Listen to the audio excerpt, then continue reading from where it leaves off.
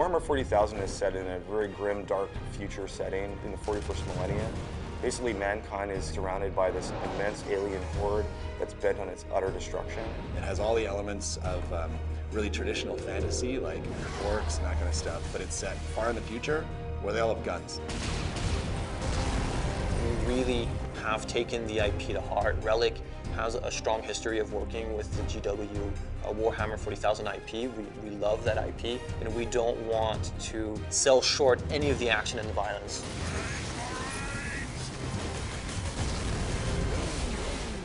In our game, you're sent down to one small planet that's an industrialized world designed to manufacture weapons of war. The orcs are there to get their hands on the warlord-class Titan. Titans are gargantuan beasts of metal, bristling with weapons that could level whole cities. And if the orcs can get their hands on these weapons, they could ravage countless worlds, and it would be a true threat to the Imperium.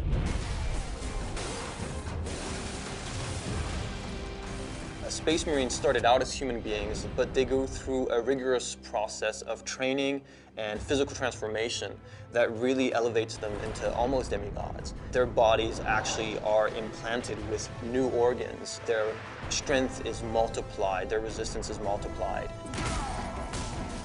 Captain Titus is the protagonist in the story. He's the main character. He has the ability to take the rules and sort of interpret them in his own way, and some of the other characters in the story have different viewpoints on how that should be interpreted. Millions more of them. Our plan is unchanged. The main threat in Space Marine are the orcs. They are a brutal, animalistic, barbaric race of beings. Orcs is just one of the many races found in the fiction, and it's the one that we felt best complemented the Space Marines. Space Marines are very serious, very controlled. The orcs are sort of messy, vicious, violent, so it adds a nice contrast. We have some which are like shamans. They have magical powers. We also have Gretchen. They're these little tiny minions. We also have the Knob. He matches the Space Marine in size and bulk. In fact, he's even bigger.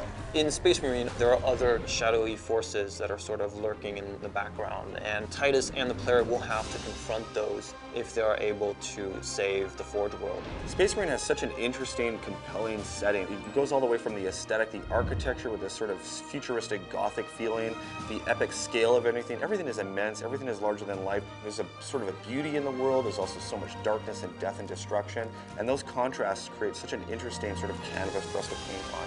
It's just a tremendous sci-fi fantasy universe. It's not just a simple story about an orc invasion in the Forge world. There's much more depth going on. There's lots of twists and turns in the story. There's betrayals. The action is amazingly intense. Really, anybody who likes science fiction, who likes any kind of blockbuster entertainment is going to love Space Marine.